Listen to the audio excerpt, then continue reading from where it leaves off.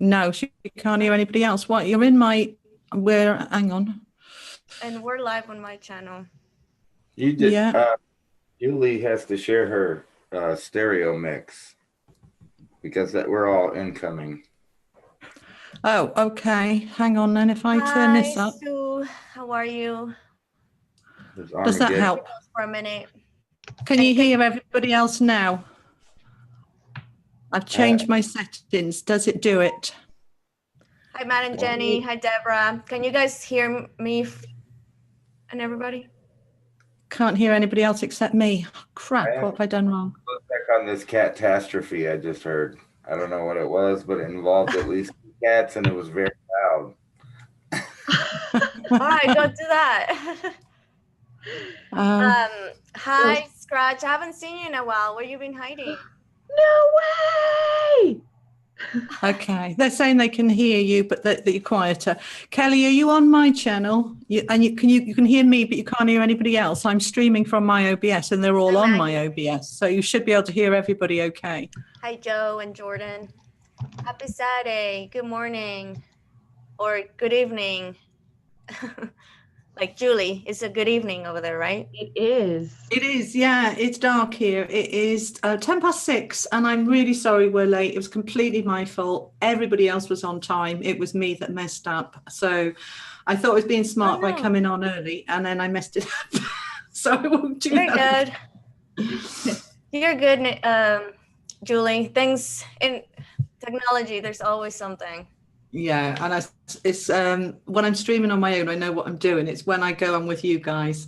So Kelly, you're on my channel. Can you hear everybody else now? Because they're on my live, so you should be able to hear them.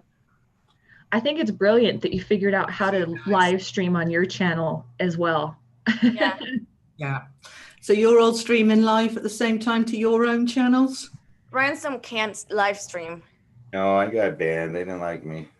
Oh, babe, well, I'm recording this, so what I can do is email it to you on a Dropbox, and you can download it and upload it to your channel. I'm recording it too. Oh, there you go. Oh. I don't need to then. Okay. Hi, Anton. Hi, Seven Serpents. Hi, Bill Sibley. Hi, Sunshine On. Everyone, welcome and good morning. Hi. What up? Right. You ready to go then? So, can everybody hear you from your end, Julie? Let me know if you can hear everybody, please. The people on my channel, can you let me know if you can hear me quietly? All right, let's turn it up. Okay, hang on. Let me see if I can turn it up. Kitty. Hi, Pisces. So what happened with the cats? They broke stuff. Well, that's not good. Catastrophe. Yeah, the young one was chasing the old one, and when I got in there, everybody looked very innocent, and there was no more activity. They all were standing there like nothing. Okay, Maris is saying they can hear everybody now. So I've turned my settings up and everybody can hear everybody equally, or are we some louder? I think we should be good. Joe Harper says, put the cat down, Ransom.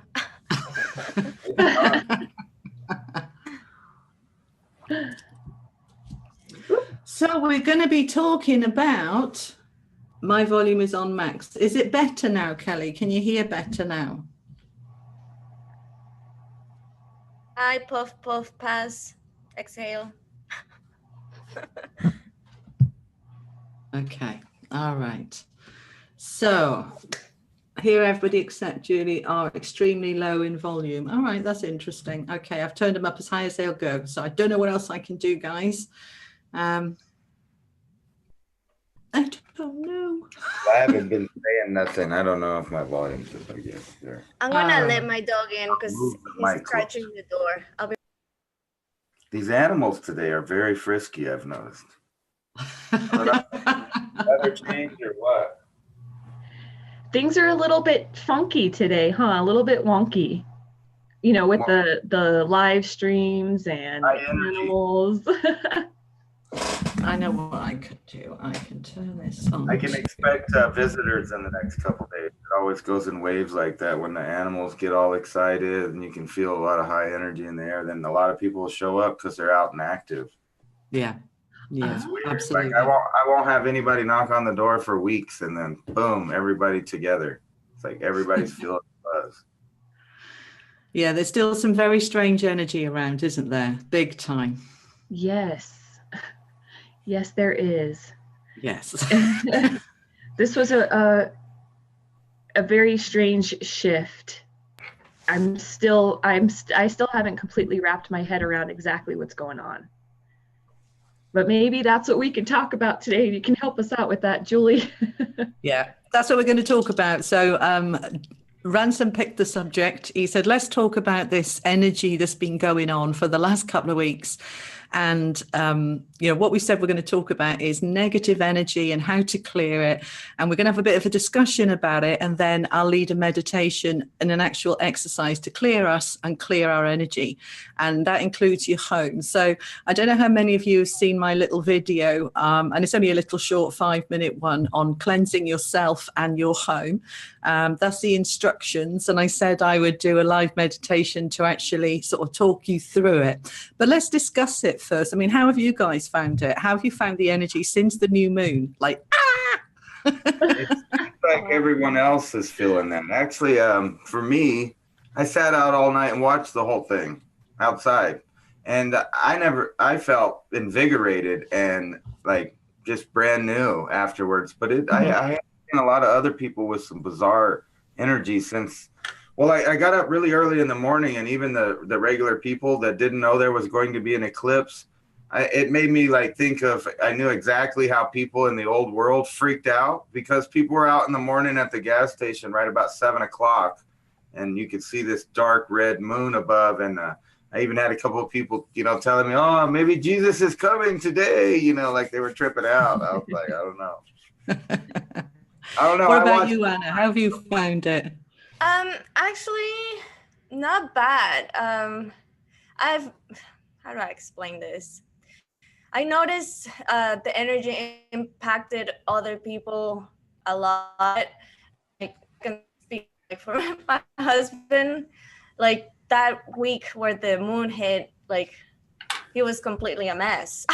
And like I saw how it affected him. But to me personally, I had a few headaches here and there. Like last week I had a headache really bad, but I don't know, I think it impacted me in a positive way. I've been tapping into new things, I've been having a lot of synchronicities, and I don't know, it's been positive from my end. So good. What about you, Nizz? I don't think that this whole experience has been a bad thing. It's been a wonderful thing, but a few days before the supermoon, I was on fire. I felt great. I knew great things were coming, and I felt it. Felt really, really good about it, very connected. And then after the event happened, I just felt like, not terrible or bad, but I closed up, and I just couldn't I felt like I was in some kind of a shock, and I had a hard time speaking about things, getting my train of thought, like my train of thought kept getting thrown off. I was just all jumbled and just trying to get everything back on balance and figure out what's going on with me. But it's not a bad thing. I don't feel bad about it. It's just different. You know what I mean? Yeah. That's what's been going on. Yeah. What about you, Julie? For me, there's been a lot of conflict, as you guys have known. Not arguing. Nobody's arguing with me, like personally. Nobody's having a go at me personally. But, the problems I had with my YouTube channel, I got reported last Saturday. So somebody on my channel reported me to YouTube, which was joyous. Thanks for that. It might not have been a subscriber. It might have just been somebody watching. I had no idea what I did wrong, but it freaked me out completely when I wasn't allowed to stream. And then the next day I uploaded a video and I had another strike. And then I wasn't allowed to upload either. And you have 3 strikes and your channel is actually taken down. So I was in complete meltdown. And I spent hours and hours reading through policies of community guidelines, and I couldn't find the answers. And I was getting really frustrated because, you know, when we've got a problem, I don't give up. I'll keep going till I find a solution. But usually when I tune in and I say, help me, I find the answer like that. And this time I just didn't. And I literally read a policy, and behind that one was another one, and behind that one was another one. And it was just like a head spin. Robot there with and I eventually found a few rules that I had broken that I had been unaware of. So I was able to fix them. And basically, you are not allowed to do any kind of links in a live stream. They mustn't be in the chat. They mustn't be in your descriptions. Your descriptions and your tags have to be absolutely specific to that video. If you tag anything that isn't in there, they say it's spam. And basically, it took me till Wednesday to resolve the issues. And I'd watched hours. I've probably watched 1,000 hours of YouTube on how to do things properly. And that included affiliate links. And I've signed up for affiliate programs, and you're allowed to do this. And then I find one that says you're not allowed to affiliate link when you're live, but you are in your videos. So I corrected all of that, uploaded another one, and got another strike. And I'm like, right, okay, tell me, what am I doing wrong? I've never had this kind of just constant poke, you're not getting it right. And that was triggering stuff in me of wanting to do things properly. It was triggering the perfectionist in me. And also it was jeopardizing my channel of the work that I've put in. So it was quite serious, you know. But eventually what I found was, and this wasn't in any video I've watched about affiliate links, that in your settings, when you upload a video, there's an advanced tab. I've never even clicked on the advanced tab. And in the advanced tab, there is a little button, and you have to scroll down to find it, that you click to say, this video contains promotional links, paid links. And if you haven't clicked that, then you are breaking the law. Now, the videos that I watch by the so-called YouTube experts about affiliate links, they tell you what to do, and they say you have to write in the description this piece of legal jargon, which says this video contains affiliate links, and I will get a small commission if you click on them, which helps support this channel. That is in there, but apparently that's not enough. You've also got to click this button. So who knew? But it took me until Wednesday, from Sunday morning to Wednesday, of constant conflict. And I'm like, okay, I'm not a person that does drama and ups and downs. I don't get stressed when things go wrong. But by Wednesday, I was like, what's going on? I was like that Sunday, and then I meditated, cleansed my energy, picked myself back up, and then I was strike again, and I went back down, and I was aware that I was allowing this to affect me. And that's what it's about. Are we allowing? And that was what the lesson was for me, that, you know, when there's our own stuff going on within, that is for us to deal with.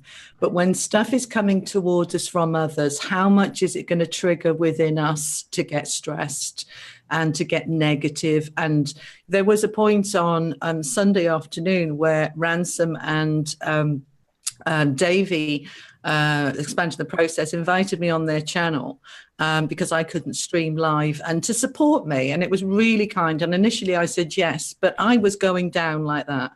And by the hour, I was like, I'm not fit for human consumption. I'm not going on live. I'm in a right bad mood and feeling very sorry for myself. And I need to sit with it and deal with it.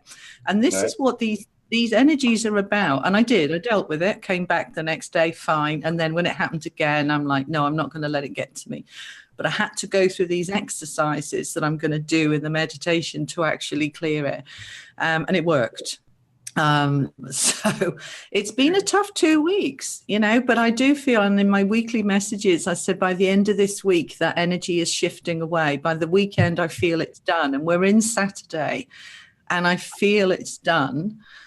But saying that, it took me today from 9 o'clock this morning until 4:30 to do a 10-minute task, because It just kept going wrong and I couldn't figure it out.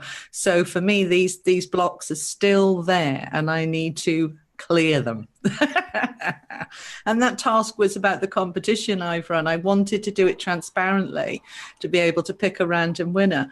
And I spent 2 hours trying to find an app to download that would pick a winner for me without, no, couldn't do that. And it's just that sort of, when it's just not coming together and it feels like you're putting something together and then just at the last minute, it's like oil in your fingers and it falls away. Are other people finding that? Absolutely. I am. And I even tried to go on to figure out OBS because I wanted to figure out, I don't even know how you figured it out. It's a headache. And I watched hours and hours of YouTube videos on how to use OBS and I made notes and I got there in the end. I never read instructions ever. I'm better with visual. I'm better with being told than to read. So it's no good giving me instructions to read. If you show me on a video, click this and click that. Yeah. And I tend to have my OBS open while I watch the video and it's going and go to settings and I go pause and I go to settings and I've opened settings and then I go back. Yeah, next. Yeah. Go on step by step. I always fumble into how to use things. Yeah. Yeah, today was my nightmare with Excel. I got there in the end. But you did it. I did it. I couldn't believe that it took me all of that time to figure it out. It was just, but there we go. It is done. So what other challenges have other people have? I'm looking at my chat. So Transmissions Forever is saying that YouTube have got their own little challenge there. I agree. Judah's saying that they're happy that I'm back and they were stressed for me. Thank you. There was so much support and I just want to say thank you for all that support. It was lovely. So what about your chat people? What are they saying about their stresses? What's going on for our community here? I'm trying to scroll back to see. I tried to just ignore it. They took my live stream away and I went and looked and I went to the little part where you look at your channel and I realized that a copyright strike I did have was resolved and gone. So I took that as a win-win. I mean, okay, I'll just take a break from live streaming. I'll concentrate on something else. And then, I'll come back and it'll be fine. Well, I had 3 videos that were all striked and, not the same time, one on Saturday and then 2 on Monday or Sunday, wherever it was. But I appealed each one and overnight they were back uploaded and my strikes were removed. So it's worth doing the appeal. And I mean, I was wrong. I had breached these rules that nobody knows about. One of them is about swearing when you're on live. So we mustn't swear, really? which I'm not a, foul language, but occasionally I'll say a swear word, but that's not allowed either. Oh, wow. Wow. So let's not swear, people. Let's keep it clean. So no swearing on live ones? Is that mild, but basically there's kind of, if you look at the rules on live streaming, when you eventually get through a million different policies and find it, they are, would it cause offense? And it's, I think it depends how bad the language is. I marked my channel for adult content, so I don't think they care what I say. Oh, you're okay. I haven't, see, because a lot of people that watch me are under 18 and a lot of people who do readings will say over 18s only. I don't. I've got a license to work with children and vulnerable people. So I just think I don't see why I should disclaim it. If somebody wants a reading and they're 16 or 17, I'm going to give it to them. And, you've got to be 13 to have a YouTube channel. And I think if you want to watch spiritual discussions at 13, you should be allowed to. But at the same time, it does limit what we say because there are under 18s on. And I just thought that's okay. But has anyone else noticed that close relationships that they've had have been shaken up too during this process? I haven't, but I've only got a few close relationships and I'm single. I live on my own. So I've got nobody to fight with. So okay. Yeah, I was gonna say the same thing. I really don't have like a bunch of things to have problems, so I guess I'm good. And with me, Okay, yeah, but it's not necessary. I mean, maybe it could be the build up to the eclipse. But I have been watching other people's moods go completely fucking bomb. Oops, see, I did it. Completely. And I even had that on my mind. But anyway, so I've tried to not do that again. Yeah, I felt like I was a little blindsided by it. Just really, a lot of this stuff kind of came out of the blue, and it's like, wow, how do I deal with this? Because I wasn't even prepared. Man. Yeah. It's been interesting. Everybody's dealing with some stuff. Well, I guess like if it's other people's drama, is it my drama? See, there's a fine line there. Yeah. If you take the time to listen to it and let them vent to you, it becomes your drama. Yeah. Yeah. So, but I don't know. Yeah. But then, I guess it does involve me more than I let on, but it's not really like originating from, you know what I mean? Mhm. But other So let's talk about these relationships then that around us when they're triggering us. I mean, I've got 3 kids, they all live elsewhere, but we fall out now and again via text or messenger. I haven't had any of that, so I'm blessed. But when people are starting to have a go or attack us, it's really always a gift, because it is showing us excuse me, some reflection of something in us. All right. So sometimes that can be, I don't have to turn that off. I'm leaving things alone. Sometimes it can be that there's a part of us that feels disempowered. There's a part of us that feels a victim. And this could be from way back, but we haven't moved through it and transmuted it. And so what the full moon, let's just go back 3 spaces. Let's go back to the basics for anybody watching who doesn't really understand what is a full moon about. And then what is an eclipse about? And what's the difference with a supermoon? Yeah, should we just start there? Yeah. So Yes. the full moon has been known across the mental health professions for about 200 years that when the moon is full, the mad people get madder. Right. And that's the way they would define it 200 years ago. They weren't very PC, bless them. But it's basically what we've discerned now is that definitely moods are exaggerated during a full moon, whether it's a good mood or a bad mood. Your emotional state is exaggerated. So within the spiritual community, the new age community, which I hate calling it that, but enlightened people, whatever terminology you want to use, it is the understanding has always been, since I've been around this about 40 years, that the moon is representative of our emotions. And when the moon is full, our emotions are full. They come up to this. They're not expanding. They're not growing. We're not suddenly becoming more sensitive. What it is that sensitivity within us that is normally masked under the surface while we're getting on with life and work and jobs and kids, during the period of the full moon, all of the emotions that we're holding underneath come up to the surface in order for them to be transmuted, released, understood, worked on, dealt with. Okay. So it's basically bringing out of the shadow into the light our emotions that are in the way. Okay. That's what the full moon is about. And just to kind of put a bit of science on that, the full moon controls the oceans, the tides on our planet. So when it's full, the tides are higher and the oceans are coming up and then they go down. There's the ebb and flow. Now, the oceans are 71% of this planet. Now, if the moon can control 71% of the water on this planet, we need to not underestimate the power of this thing. Now, as human beings, we are also 71% water. All right. And our emotions are carried. It's interesting the way it's 71.1% actually. And the earth and the human being are 71.1% water. Yeah. And we control our emotions are moving around in our water. So just like the tides come up to the flow, our emotions come up to the flow and then they wane. They go back down again. So the full moon is for one day or night. but the energy of it is building to a peak.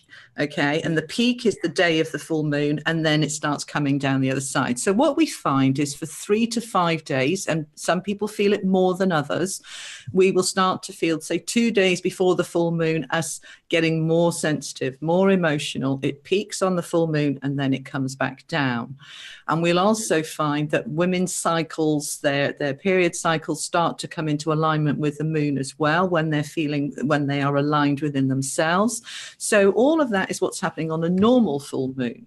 So a super moon is basically times 10. So take that emotional coming up to the surface and times it by 10 and go, okay, well, then that's actually, don't be scared by the power of that. It's bringing up all that stuff within us that needs to be transmuted. Okay. Now, what is the eclipse about?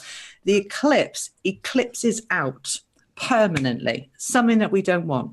So the supermoon was massive because it brought up a huge amount of very deep down lockdown stuff coming up to the surface for us to deal with. Then the eclipse comes along, sweeps it away once and for all, done, leaving a little bit of a tsunami in its wake while we're all going, okay, what was that? Yeah. You know, and so that's basically what it's about. Now, with conflict, we can say, well, how much is it triggering you? Negative energy, negativity around you, people being difficult and challenging. Is it triggering in you, or are you completely detached, looking at somebody, having a rant and going, I'm really sorry you're upset. What can I do to help? Right? That's one option, which means I'm not triggered at all. Okay. I'm just observing this in a very detached way, and I'm coming at it with compassion and love. Mm-hmm.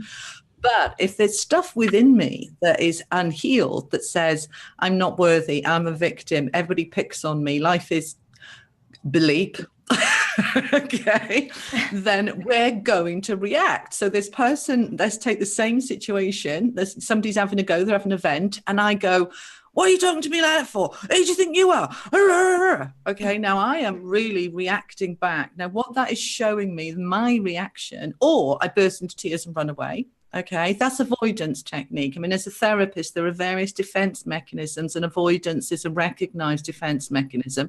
It's my preferred defense mechanism. I don't like anything nasty. I'll run away. Okay, I hate confrontation, but I will if I have to. We have a choice, you know. So avoidance, that's what you were doing, Nizz. You went within and went, leave me alone. I don't want to see anybody. I'm going to avoid all of this because it's too painful. Okay. So this is where we're seeing the difference. So what we want to do is look at the last 2 weeks and say, when have I been able to see this stuff and go, I'm really sorry that's going on, but it's going to be okay. How can I help? How can I sort it? No reaction, okay, other than compassion. So when we haven't got that, it's triggering. So now let's throw it out there to everybody that's watching and say, tell us about what is triggering in you. And, you know, as much as you feel comfortable to say, and I'll help you unpick it, all right, if you want me to. Becky Taylor said, all my junk is definitely at the surface, but she didn't say a specific what. Okay. So what we're looking at is, what was your reaction? All right. Were you upset? Were you angry? Were you disappointed? What triggered it? Was it somebody having a go? Was it somebody letting you down? Because whatever it was, that's the mirror of what it's triggering in you. If I get upset because somebody's let me down, then I may feel betrayed. I may feel I can't trust anybody. You said you would and you haven't, right? This is triggering in me. Somebody's let me down before. So I need to go into myself and say, where is this incident? What, you know, close your eyes and going within and saying, what part of me is this triggering? And then just allow an image to unfold. And you'll probably find that it's a little version of you, what I call mini me. Okay, so it'll be mini me. Maybe she's 8 years old. Daddy said we could go to the park and you never took me to the park. And everyone, I can't trust anybody and you all let me down. Yeah. And it's like, right, what we do then is we comfort that mini me and say, all right, sweetheart, well, I'm not going to let you down. If I say I'm going to do something, I'm going to do it. I promise. We're reassuring that child. That's the child within us. Then the trigger neutralizes. Okay. So it's different things that we want. Does that make sense? Absolutely. absolute sense. I feel really guilty because I pictured my kid in this scenario, and I would have just told him, shit happens and you're going to have to get used to it and find the positive thing that's going on right now, and we'll enjoy that. Okay. Right. The thing is, the way that children perceive things is not the way that adults would perceive things. Yeah. So we need to say, right, how did the 8-year-old feel? Right. And it's no good saying, well, stuff happens, deal with it, because that is just going to cry and he's going to run out of the room and slam the door. That is not going to cut it with an 8-year-old. Yeah. It cut it with an adult. We kind of go, yeah, deal with it, But we're not talking about it's not the adult reacting. It's the 8-year-old reacting, or the 12-year-old reacting, or the 4-year-old reacting. Who's reacting and why? You find it, you heal it, and it neutralizes, and the reactor goes away. And that's what we want. We don't want these reactors. We want a response. What's the difference between a response and a reaction? Okay. Mm-hmm. Anybody know? You'll start for 10. Give me an answer.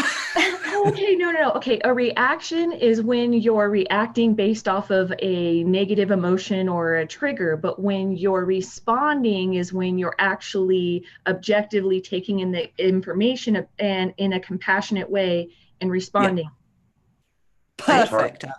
Give that girl a gold star and a Blue Peter badge, and you haven't got Blue Peter. But it's absolutely right what Nizz said. A reaction, you don't choose. It happens. It's immediate. A response, you are choosing. And that is the difference between empower and disempower. That's what we want. There's a saying that I like, that it's you're responsible for your actions, reactions, and the situations that you place yourself in. Yes. Right? Yes. But if you're placed in situations that you're not place yourself in, then that's the problem. The thing is, the situations that we place ourselves in, we're not necessarily aware why we're there. If we go to a party and a fight kicks off and we get hurt, we would say, well, I didn't choose this. Well, you chose to go to the party. And there is a part of you inside of you that is still resonating with some kind of drama or trauma or violence. And so this is the law of attraction in action. Okay. I really believe in the law of attraction. So if we have violence coming at us out of the blue and we go, well, I didn't ask for that, then you need to look within you and say, what part of me is still resonating on a violence level? And if you have never had violence in this lifetime, and this is a one-off occurrence, right, but if it is repeated, then it's there somewhere, and maybe you've blocked it out, or maybe it's a past life resonance you've brought in with you. But either way, it needs to be cleared. Once we've cleared it and we've changed the vibration, the law of attraction is absolute. It doesn't choose, it doesn't pick and choose, it's absolute. If you are vibrating on a resonance of harmony, you will not be in a situation where there is trouble and fights. I mean, I can walk into a pub or a party and I will sense, I don't like the atmosphere in here. It doesn't feel right. It doesn't feel nice. I'm off. I'm gone. All right.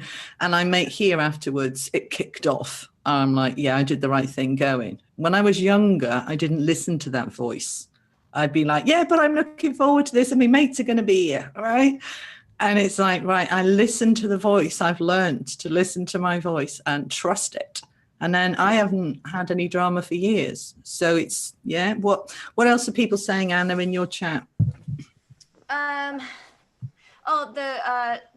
forgot her name, Becky, when she mentioned that things were bubbling up. She said, it's emotional stuff I've been suffering for a while that I knew I'd one day have to deal with. There you go. So the time is now. This year, 2000. Go on. Oh, I'm sorry. I was going to say, even when I was young, like when bad things happened, I usually generally understood that I put myself there. I mean, if you didn't go to a party all the time, then you don't come across people that may be agitated or tipsy or whatever. You're just not going to be there. So but in the other thing you were saying, like when you show up at places, sometimes I find that when I show up to places that I'm the last little vibe that balances it out. I mean, it becomes harmonious. It wasn't before I got there, but it seemed to develop that way. Just adding me there. I'm not trying to do anything or anything. Just, it seems to be like you can feel when things are unbalanced when you come up to them. Like, well, I don't know what's going on, but obviously something. Yeah. Like somebody's having problems. You can just feel it in the air. There's always the vibe, tension, or all of that stuff. I wonder if I'm always up at these eclipses and supermoons. Like just on top of being the moon, but I'm actually out there at every event. So I don't think I get like the weirdness of other people. It's like a celebration to me. So like you were saying, though, it takes care of things. I kind of let my stuff off into the air while I watch it. It's brilliant. It's absolutely what you can do is extraordinary. And you are a very old soul, a very wise soul, very detached from what's going on. You can see very clearly what's going on and then make choices about what to do with it. The majority of people, though, are not where you are, my love. You are a rare breed. I'd like to have a bit of what you've got. Yeah. I mean, I can do it now to a certain extent, but it's taken me 30 years to be able to do that. And you got it when you were a kid. It's like, wow. Yeah. Yeah, that's something I'm just now figuring out and tapping into. Yeah. And, I wonder if, because I also, I got up and I didn't watch the entire thing, but I did watch when the lunar eclipse was going on. And I wonder if by doing that and just looking at it and being there, that if I kind of like with Ransom, I didn't get a lot of the negativity stuff. I don't know. I just felt like it's been very positive. And I actually, and this happened just last week, I actually felt like I relieved something that I was holding on to that was not a benefit for me. It was just keeping me down. Yeah. So you've let sometimes go a lot. It shows us how much we've grown as well, and it does. It's their little tests, I think. For me, it was a test because even if I go back 10 years, the constant problems I had with YouTube this week, I would have gone into victim mode very easily. I would have to have fought very hard to not go into victim mode. And I'm an emotional person. And, that's part of why I do what I do, because I have that emotional connection. But 15 years ago, I was working on controlling my emotions rather than them controlling me. But yeah, I'd have been crying my eyes out, stomping about the place, having a tantrum, being a huge emotional reaction. And this stuff, I didn't. I got down for about 3 hours, but I didn't cry, I didn't get upset, I didn't get angry. I just felt kind of, what is going on? But the next day I was like, okay, I'll sort this. And I was calm. What it was showing me was that I didn't step out of my power. And before I have. And it showed me that I can deal with all sorts of problems without getting stressed, wound up, angry, upset, throw the cat out the window, just being really calm. I haven't got a cat, by the way, but this sort of stuff can show you how much you've grown as well as bringing stuff up, and I'm really, really happy with my reaction this week to what's been a challenging week. I haven't had headaches. I haven't got upset. I haven't gone and, I like a glass of wine. And when I get really annoyed, that's my preferred go-to drug of choice is, right, where's me wine? Yeah. And there was none of that either, so it's like, woohoo, look at me, go me. I'm really happy with my reaction. So hi, Milky Way Weekly. Hi, Julie. Julie's saying, what if you know it's time to face issues, you want to face your issues, but you are still stuck and the subconscious is very resistant? That's a really good question. That's a great question. Yeah. What do you want to say to that, Nizz? Let's see. This is when we reach out to people and we get in touch with Julie Poole. when I'm at that point where it's so difficult, where I'm like, I can't figure these answers out on my own. I can't do it on my own. That's when I'm like, Julie, please help me. Or I reach out to Anna and I'm like, I don't know what's going on, help me. Yeah. Very often going to somebody else can really help you. You recognize it's brilliant. First thing you've done is recognize there's stuff there that's trying to come up. The second thing is you recognize there's a block, and then you're looking at the block and you're trying to find it. You recognize it's stuck and you go, okay, help me. Right? That is the most important thing. You're saying to your inner self, help me. Your subconscious will start immediately kicking on board to get the help in. You can ask outside of yourself as well. I do. I ask my angels for help. I ask source for help, and help me find the answers. Help me find my blocks. And then it may be that actually one of those answers is a friend comes along or a stranger comes along and pokes something or advises something that helps unblock the block. It may be you're led to a book or a website or a video of how to, and you suddenly, how did I end up on this website? What a coincidence, where your inner self is guiding you to those answers. And if that answer is it's guiding you to go see Julie Poole, who's a hypnotherapist and specializes with subconscious blocks, then that's what you do, but it's seeing that your subconscious and your inner self, your inner being, your soul at source energy within you is trying to guide you to the answers to find them. And we also need to understand that things will happen when the time is right. So sometimes we need to go through a gentle process that takes weeks, months, or even years that says, I know something's there, but it's blocked, so I'm clearly not ready to look at it yet. What's the block? There's only one block, and it's fear. Right, that's the block. Okay, it's like a door. All right, all the information is behind the door, and the door is there, and the door's called fear. I'm frightened of what I'm going to find. I'm frightened of how difficult it's going to be to sort it. I'm frightened of it's fear. So what we're doing is we're getting more and more confident to overcome the fear, or we get more and more frustrated until the frustration overrides the fear, going, I don't care what's there, I need to know. Okay, and that overrides the fear, and then it comes out. But allow it the time to take what it takes. When I became aware of my abuse when I was 37, I kept getting nightmares and dreams and flashbacks, and I just thought they're dreams.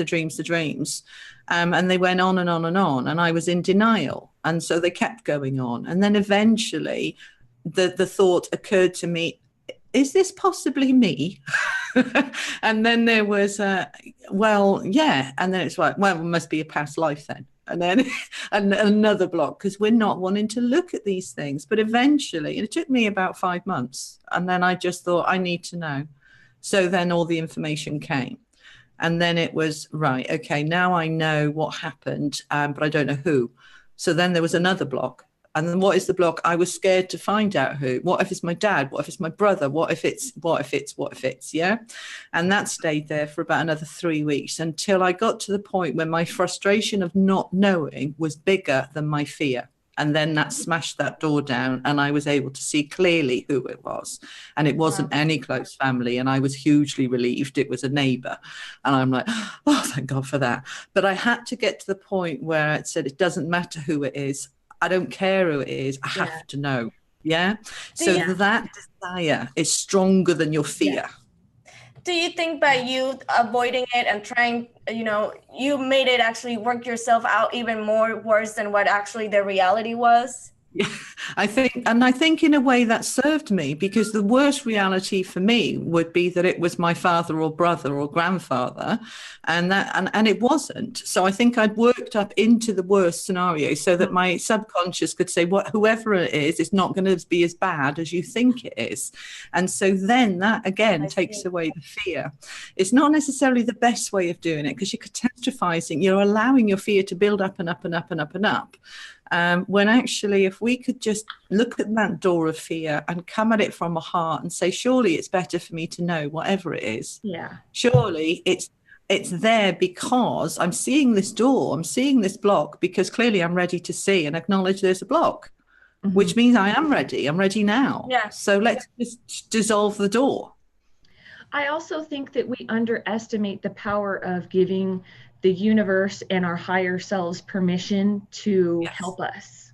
I think we get so caught in what's going on right here, right now, that we forget that we can ask for help, and that help will come when we ask.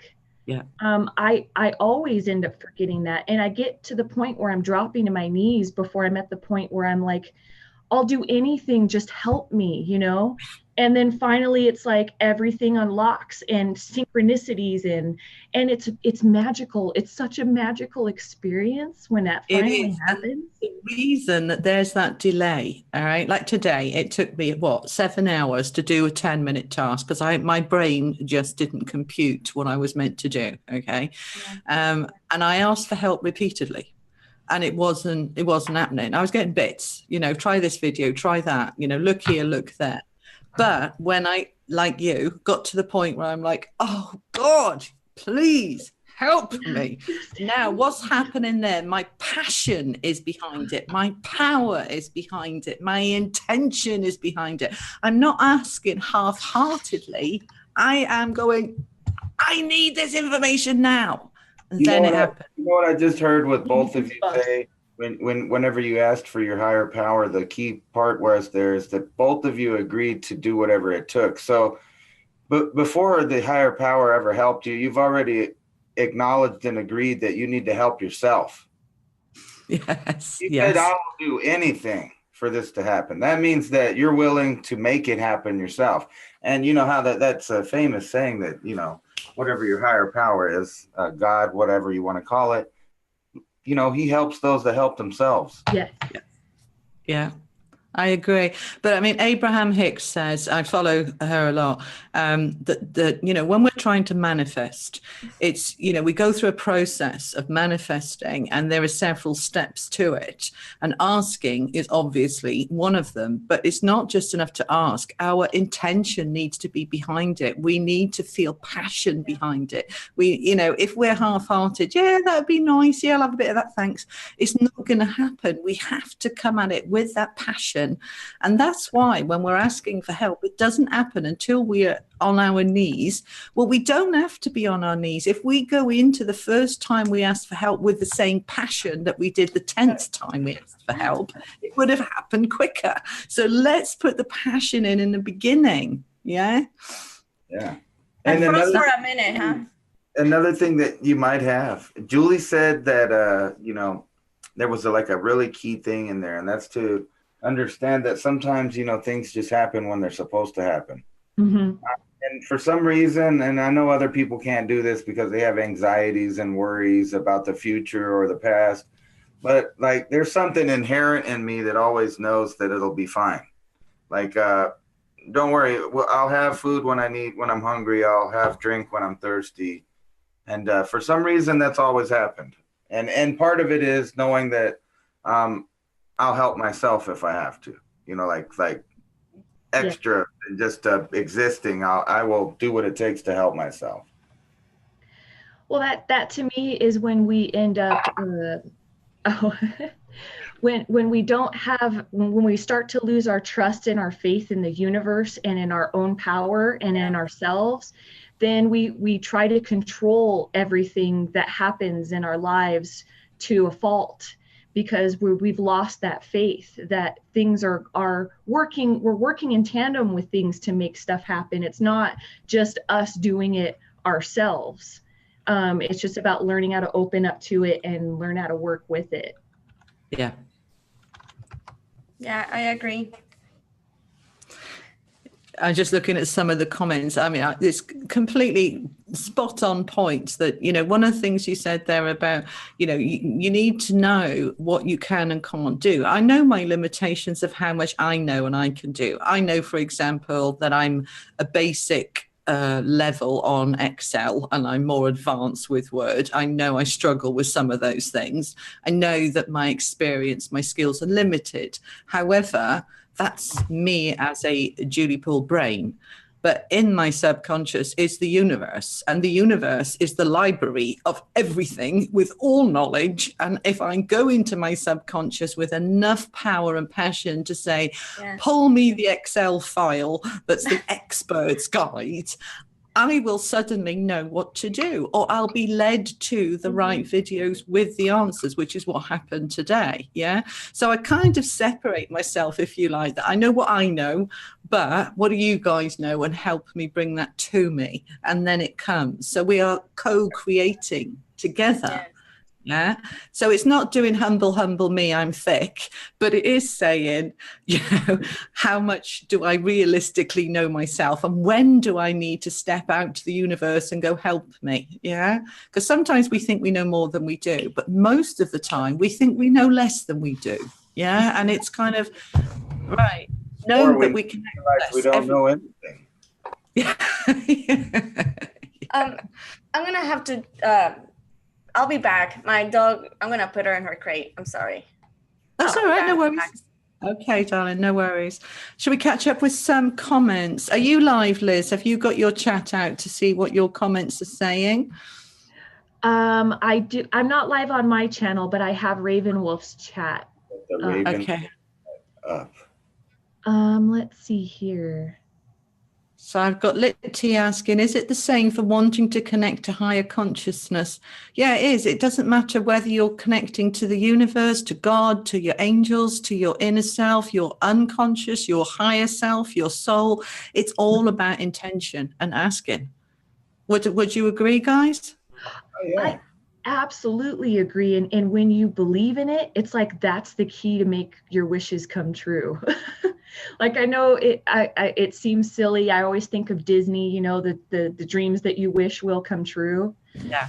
But when you actually have that passion and you truly, truly believe in it, you can really make anything happen. Yeah. Yeah.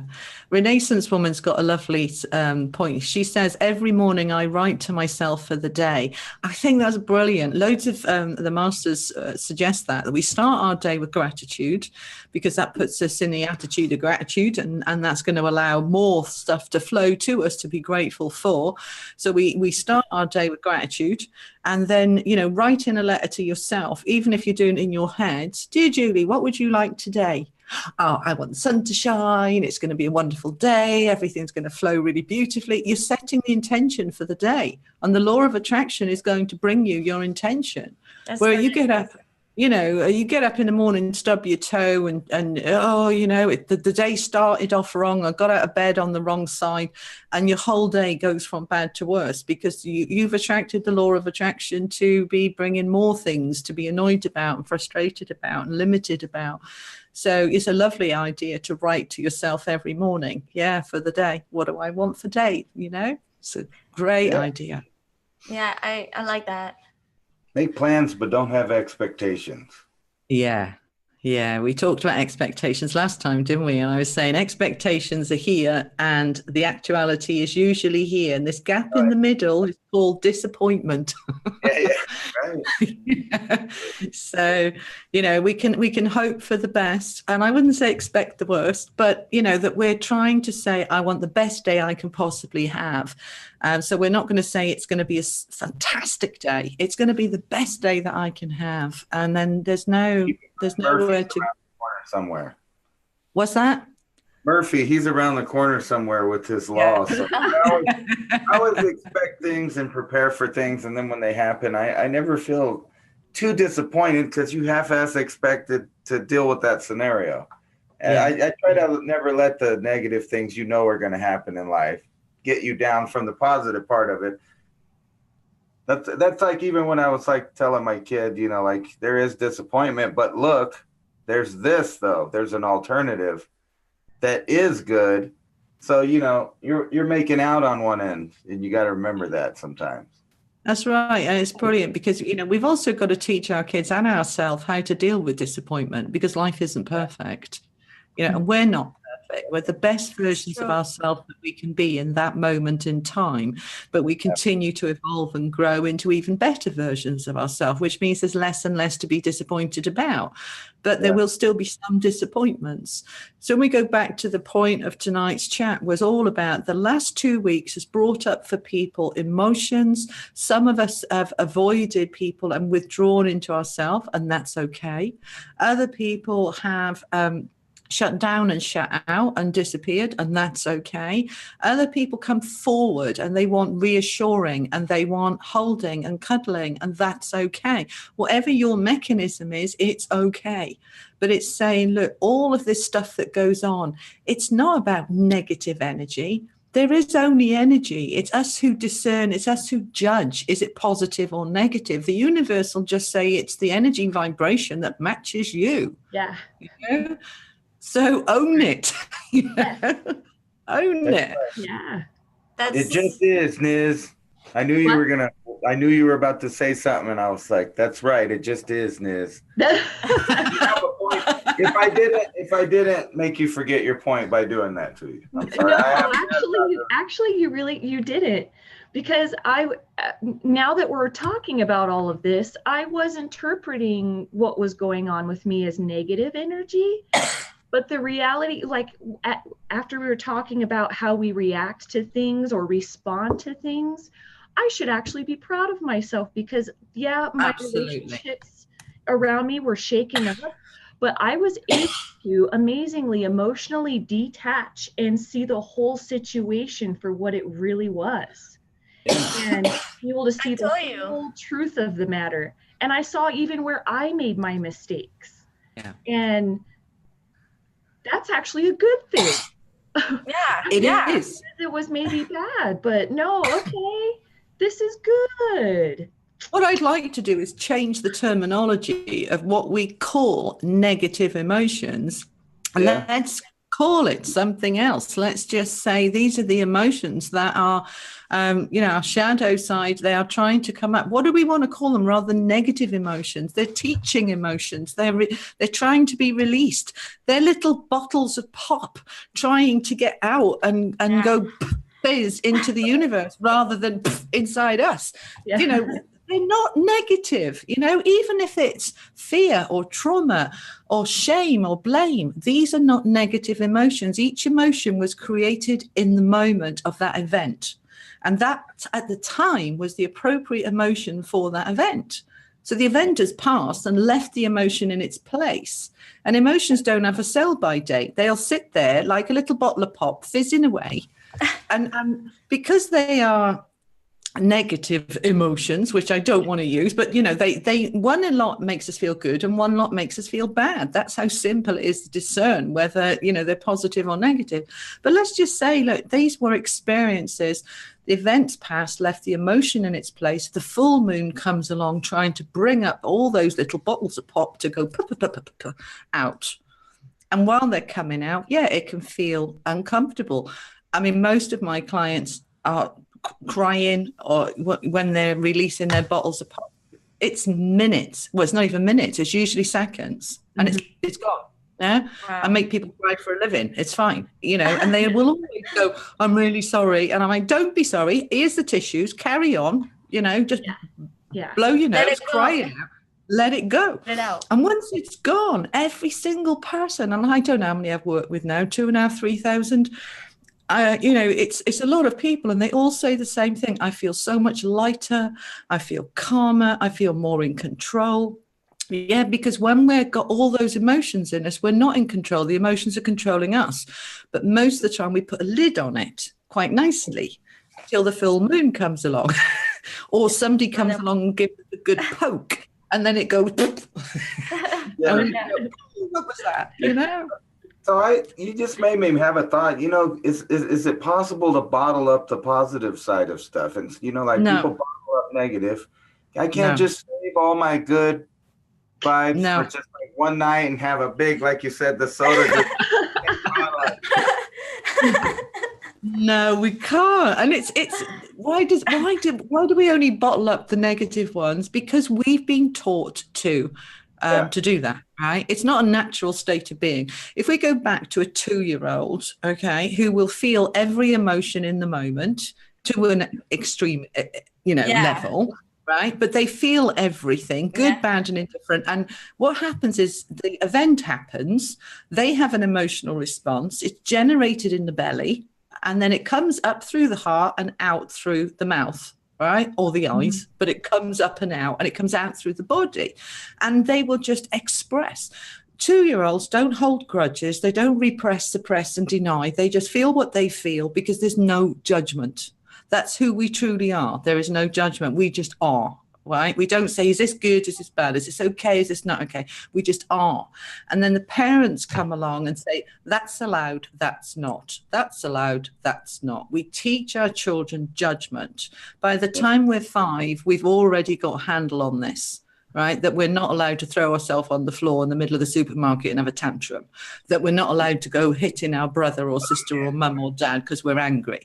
We're not allowed to do these things. So the ones that are not allowed, they still get generated, but they've got nowhere to go because they've been told they're not allowed to come up and out. So the good ones still keep doing what they do.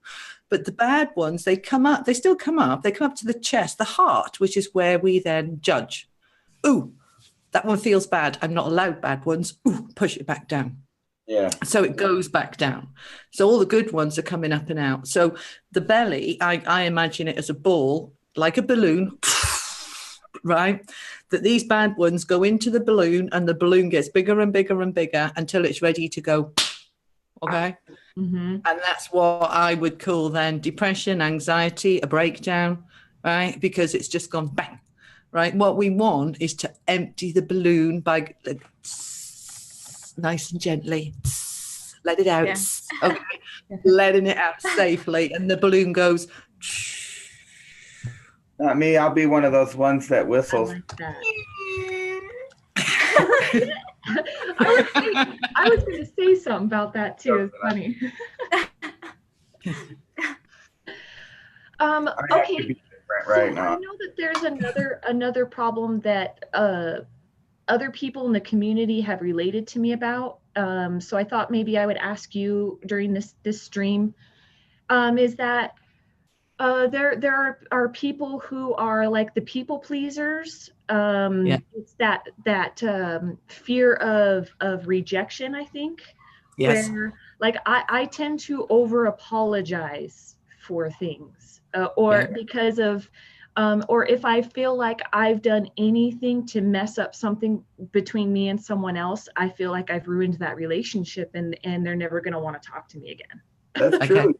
That's true. You have like 6 apologies you've given me that are like stacked up. So like you can do like 6 bad things. You've already given me the apology. You got credit. You got it covered. You got it covered. Yeah, no, stuff like that, over apologizing, being people pleasers, saying yes when you really don't want to do something, you should be saying no. It's all fear of rejection. It's fear of judgment. It's fear of not being liked. It's fear of all sorts of different things. And it can all be unpicked. It's also a belief system that usually comes in from parents, not always, but if it's triggered by you being rejected before, we can be overcompensating by being people pleasers so we don't get rejected again. Again, we're in avoidance, and that doesn't serve us. What we want to do is go back to the original rejection and heal it and clear it. Right? Yeah. But we overcompensate for stuff that we're still holding. But very often as well, these beliefs come in from parents who are saying, well, nice people are helpful and supportive and kind, and they do favors, and you should help. And that's God-fearing, and that's Christian, and that's spiritual, right? And I have loads of this from spiritual people saying to me, I got really angry and upset, and that's not good because I'm spiritual. What? You're human. I was going to say. And we're judging our own judgment. We judge the judgment. Yeah. And we are negative about the negativity. We're just growing it. What do you get if you put negativity and negativity together, anger and anger together? We just get more of it. Yeah. The way to neutralize it is bring in the opposite. Yeah. So if I'm feeling rejection, I want to bring in acceptance and belonging. That's the opposite, and that'll neutralize it. Yeah. But the answer isn't being a people pleaser and saying yes when you want to say no. This is where your emotions do serve you, because your feelings, which are your emotions, will tell you whether you want to do this or not and whether you should be doing it or not. Because if you want to do somebody a favor, it feels good. Yeah. And you you feel that you want to do this. You feel you're being of service and you're excited about it. There's no pressure to do anything. It comes from your heart. It's coming from your heart, spot on. It really is. It's when we want to do something, it feels good. It feels right. It's coming from our soul, our heart, our inner being. We just follow that instinct to say, I want to do this because it feels right. So when it feels wrong, when it feels bad, when it feels, oh, well, yeah, I guess I can do that for you. Yeah, okay. Well, I was going to do something else, but I guess I'll do that. Right. Now I'll go and do it. Right. I am banging with resentment. I'm touching, I'm dying. I don't want to be there. And do you think this person's not going to pick that up? Do you think they're not going to notice that you don't want to do this, that you're doing it out of duty, out of a sense of you won't like me if I say no, or you'll reject me, or you'll be cross with me? Just say no. Just say, actually, I've got other plans. I can do that for you next week. Or actually, I'm not doing that for you at all. It's not feel right for me. You'll have to get somebody else. Sorry. Right. What's wrong with speaking your truth? Yeah. Say no. And don't apologize if you haven't done anything. Exactly, for sure. Yeah. What I told Nizz this before, that it's okay sometimes to, tell people that you need some time for yourself, that it's okay for you to take that for yourself, to self-care. And if some people won't understand that, that is not your business. That's their business. They have to do it, not yours. Yes. Absolutely. Absolutely. So should we do a bit of a meditation then to clear any energy? I mean, Ransom, you probably go and have a cup of tea at this point because you're all right, mate. I really don't need it. I meditate every day, though. I know. But this is a specific meditation for clearing negative energy from ourselves and our home. Okay, so I'm recording this, and what I'll do is I'll cut this clip out so that people can just have that meditation. If you're having a bad day, you listen to this and it will get you back out of it. Okay, Great. All right, let's get comfy. Okay, guys, you ready? Well, everybody that's watching, so I want you to just take a few deep breaths. And with every breath that you take, just begin to allow yourself to unwind, to relax, and to let go. Let go of any thoughts of your day, of your week, of your world. Just bring all your attention into the here and now, into this time and this space, just for you. I want you to bring your attention into your breathing and just focus on your breathing. With every breath that you take, breathe deeper into yourself. Are we really? And into your heart. And into yourself. I want you now to connect with your soul. Source energy within you. Just by your intention, your thought is simply enough. And visualize your soul energy as a light within you.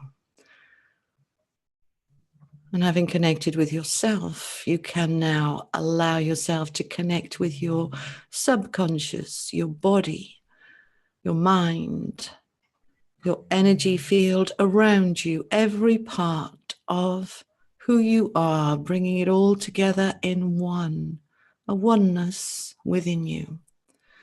And let's draw down your higher self into this connection. Your higher self is a beautiful energy about 18 inches above your head, the connection between you and the universe, the connection between you and every life you've ever lived, and everything within the universe. And we are connecting within that as well. You can imagine your own energy expanding out now.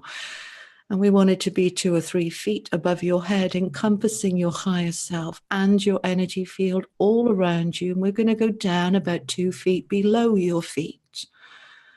We're going to visualize your feet now, and I want you to imagine from your toe to your heel on the sole of your feet an invisible zip that you're going to open now.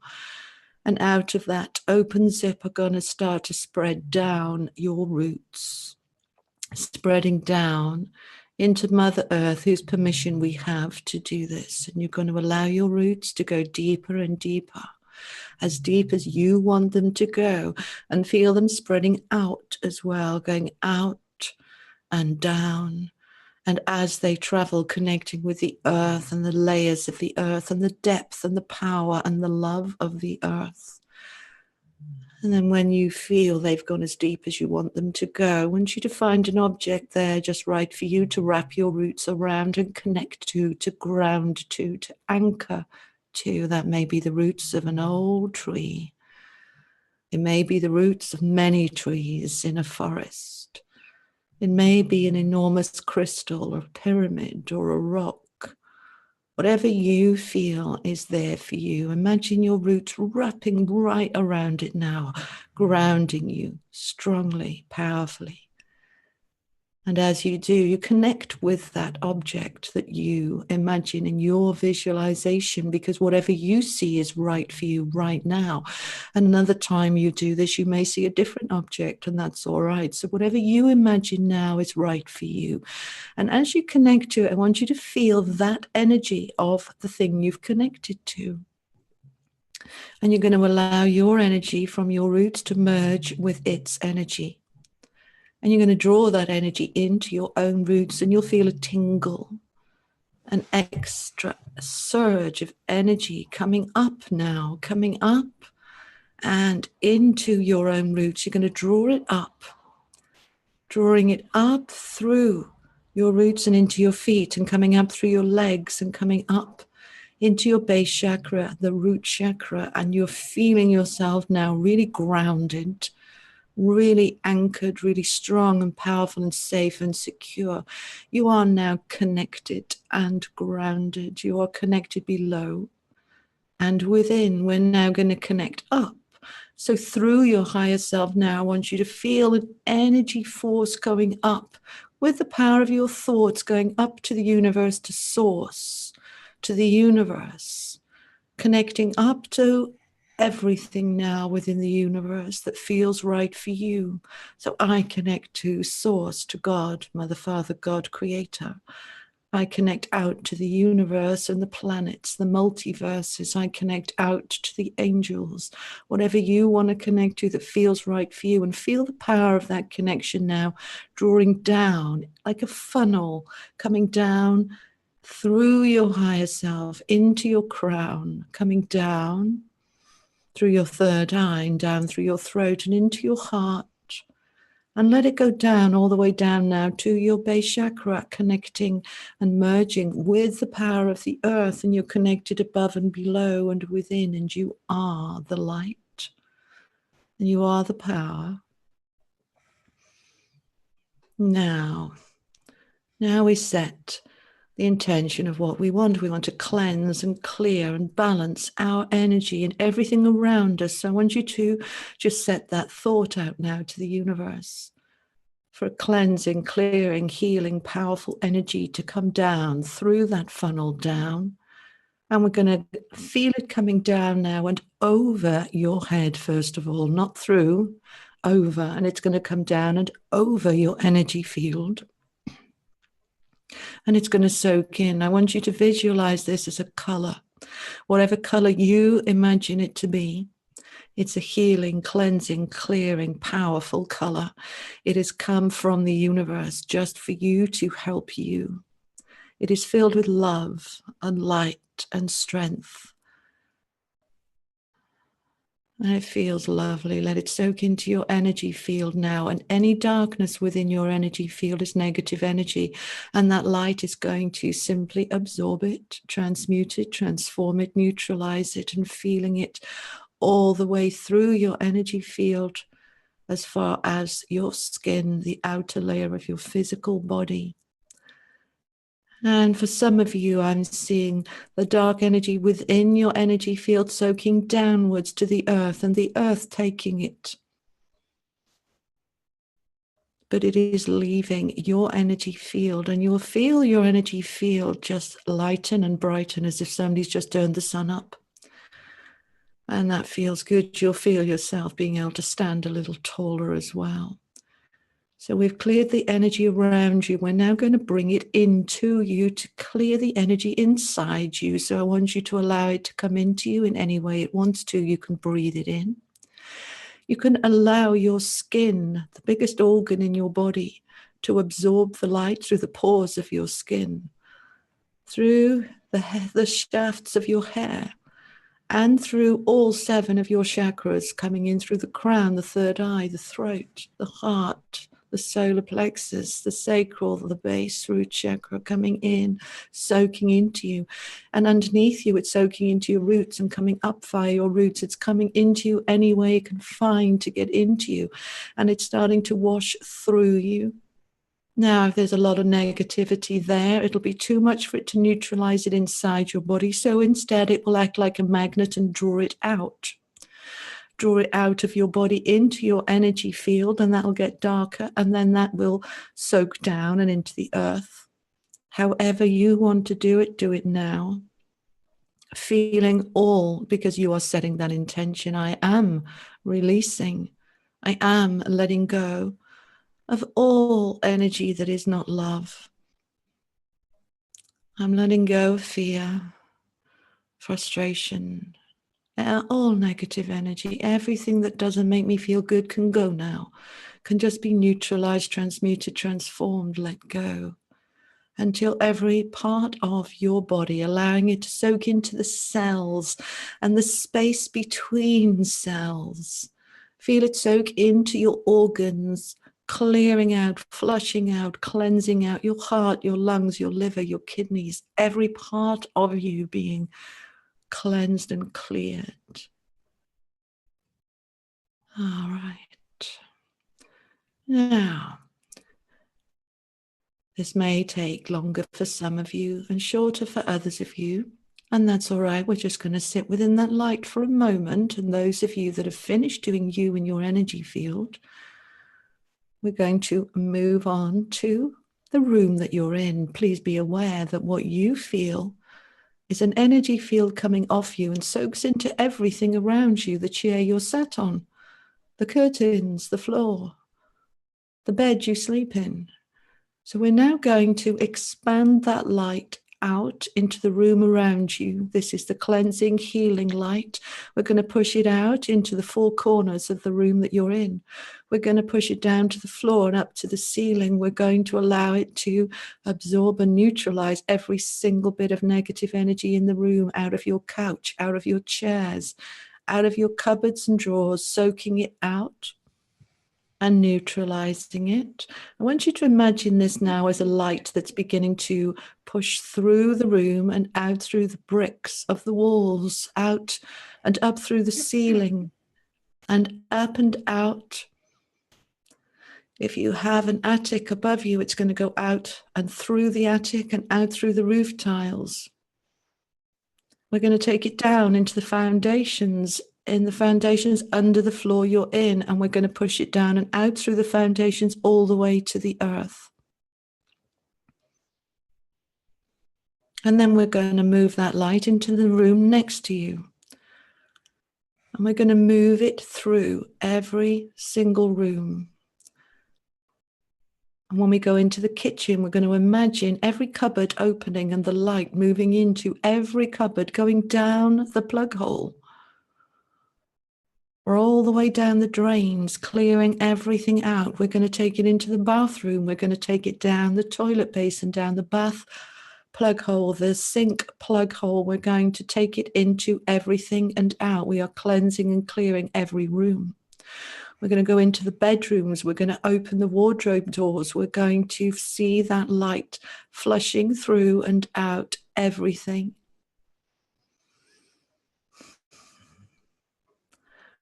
And in every room that you're going, you're pushing it up and you're pushing it out, outside of your space. Now, if you have neighbors adjoining you, above you or below you, if you're in flats, you cannot go into their space. So you're going to push it out through the window, out through the bricks.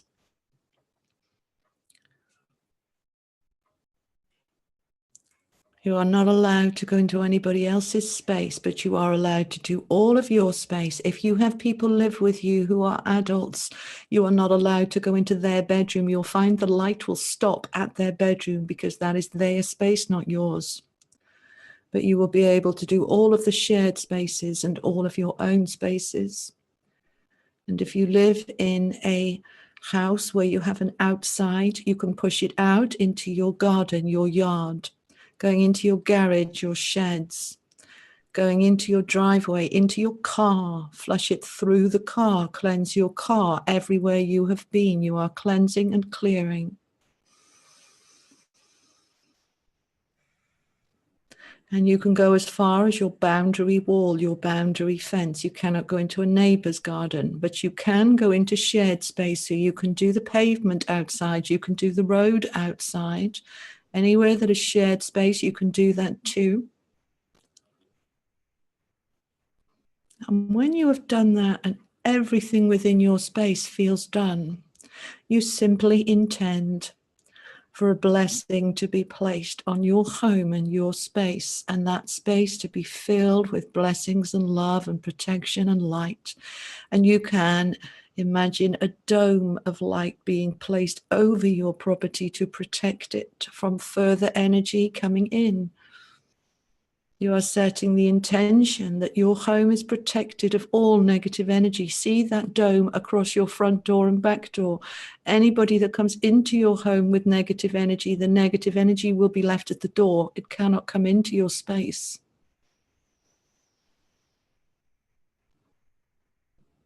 And then if you want to, we can take it further. We can take it across your town. So I want you to bring the light up from your roof, up about a mile up, and imagine that now going out 360 degrees out across the space, the town that you live in, with the intention of healing, clearing, lifting, supporting, helping, where you are allowed to send this light. Feel it soaking into the earth, in the parks, in the trees, and you are healing Mother Earth as well. And you can expand it out further to your county, to your state. Expand it out further to your country. And now expand it out further across the entire globe. We are giving healing to the planet, to the people of the planet. We are bringing love and balance and harmony. We are at peace. We are protected. We are safe. And when you have finished, you will thank the universe and your inner being and inner self for all of the help. We're going to feel now the connection, that light from coming down from above, beginning to turn itself off. You have received everything you need for you, your home, your being. You have given that light and shared it lovingly, willingly, wherever you can. You have received a blessing and protection for you, your home. You are at one with peace and harmony. You can now draw back up your roots from the earth with thanks to the earth and the object that you are grounded to, bringing your roots back up to you and doing back up the zips on the soles of your feet. You are bringing that connection from your higher self into yourself and thanking every part of your being. And when you're ready, you can bring your attention back to the room and open your eyes whenever you're ready.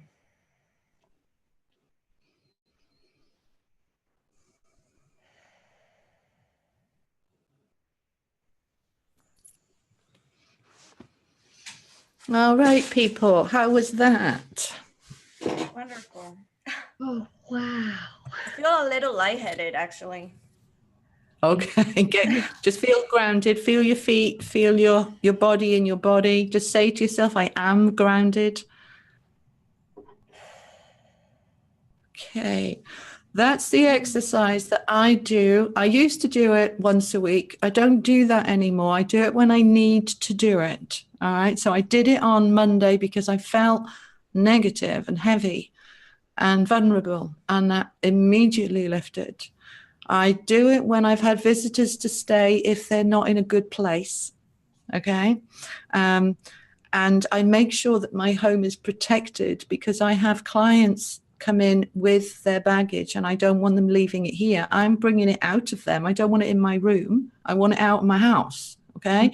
So I always visualize cleansing my home, cleansing me, and protecting my home, because prevention is better than cure. But even when we protect, we still need to be cleansing. So how do you feel now? What's the difference? What are you feeling? Let's have some. Right, Helen Harris is saying, wow, I opened my eyes, looked around, everything feels new, vibrant, happy, and lovely. Okay. I feel magical. I really do. That whole time, my forehead, even my nose was tingling, and I was thinking, like, don't itch yourself. And I was trying not to focus on it. But wow, I mean, I even when releasing or feeling that, I felt like I was going to cry at times because I really felt that love absorb into my cells and everything. Yeah. It was really cool. Anyways, good. Yeah, I feel what really about good. you, Anna? Yeah, I feel great. I was feeling a little bit of a tingling on this side of my head, and my nose kept tingling. I kept touching it because I couldn't handle it. But I feel good. I feel it felt good to spread the positiveness and good intention to the world, not only to ourselves or to our home, but Yeah. I don't know. It felt really good in my heart just being able to do that, to put some good intent. Yeah. Yeah, it's nice when we can do that, isn't it? You know, when we've created, see, we've done the work with the universe, we've co-created this beautiful energy of cleansing and healing and light. Well, once we're done, the home's done, well, let's not waste it. Let's give it to our town, our neighbors. Let's share it, you know, and it's already there. And it only takes another minute to intend sending it out and sharing it, rather than just going, thanks very much, I'm done. You know, never mind anybody else. Yeah. It's nice to be able to do that. Sometimes, yeah. Sometimes I don't. Sometimes I just do me and turn it off because I'm busy. You know? Yeah. But when I can, to send it out as well. Let's have a look at some of the comments I've got. So Maris is saying that was needed. Thank you. Powerful. Renaissance woman was saying it was powerful. Peaceful. Helen says little more peace. Thank you. Bella is saying. Helen's saying tears came into my eyes, felt free. Good. Okay. Lit T says I'm dying here. What's the matter with my petal? Okay. That means she's feeling it. All right. Judith Nolan saying I'm going to do this often. All right. Lit T, are you all right? Renaissance woman wants to know. Yeah, I'm asking the same thing. All right. Let us know if you're all right, sweetheart. Hi, Natalie. Deborah so said I felt. Oh, sorry. Go on. No, she said I felt like there was tremors here. Amazing. Deborah said that. Yep. I was feeling that too. As the negative energy was clearing out, I even felt my body, like, I don't know, going back and forth as I was feeling them. Like, literally, it felt like they were being pulled out of me. It was. But you know what? Okay, this is something I wanted to talk to you about too, Julie, is there's just something so powerful about giving love out to the universe or to the planet. And that's when I feel the most, like, the best sensation ever is when I imagine the whole planet or the whole universe receiving the love that I give. Yeah. What is that exactly? I mean, it feels like it feels better to do that than to just receive love to myself. Yeah. Well, we know that it feels more powerful to give than to receive. So when we give, because the law of attraction is in action, we will automatically receive anyway. Okay. But I always start with me, because my feeling and my instinct and my common sense actually says that if I'm full of negativity, I'm not going to do a very good job of healing the world. So let's get me in a good place first, and then what I'm sending is very pure and very strong. Yeah. So I kind of am taking responsibility. It's the same as a therapist. I can't heal other people if I'm upset or if I'm ill or if I'm tired. I need to do me first. All right. This is where, the love starts within. So yes, we want to give, but we need to give to ourselves first. Then, so we want to receive what we need. Then we're in a good place to be able to give. And as we give, we're not giving with the intention of receiving. We're giving with the intention of giving. But then the law of attraction will give us more. So it just is a cumulative, beautiful energy that goes on. I'm so in love with the universe. And me. And we've also, of course, the more we're getting into this beautiful energy of love and peace, the more we're aligning with that, the less negativity is going to come to us anyway. Yes. That makes absolute sense. So not only have we cleared ourselves out, but we're, even the intention of saying I'm protected from any negative energy, that's not even really needed, because as we align with peace and harmony, we immediately reject and repulse negative energy from us because it's not on the same vibration. And like attracts like. Yeah. That's that law of transmutation, right? If you're on that higher vibration, then the lower vibrations are automatically switched over. Yeah. So I want to say thank you to Kelly Page, because it looks as if while I was doing that, there was a troll, and I've only got a few moderators on my channel, and Kelly's one of them, and she's dealt with it all while I was doing that. Oh, wow. So I'm seeing deleted messages, and all sorts of stuff. So thank you, Kelly. That's kind of like we were talking about just now, when you're sending this positive vibrations and some negative is not gonna like it, so it's okay. Oh, that's all right, that's okay. What it does is it's transmuted anyway, it's transformed. The way I think about light, darkness and negativity is, imagine, and I got this from I used to follow quite a few channelers, and there was one in particular who channeled an energy called Lazarus years ago now. It's probably still on YouTube somewhere or whatever. But anyway, Lazarus says, imagine a box, a cupboard, okay? You open the cupboard door, it's dark, right? It's dark. But if you shine a light in there, the light will fill that box. The light will fill the darkness, right? Well, the light is positivity. The darkness is fear.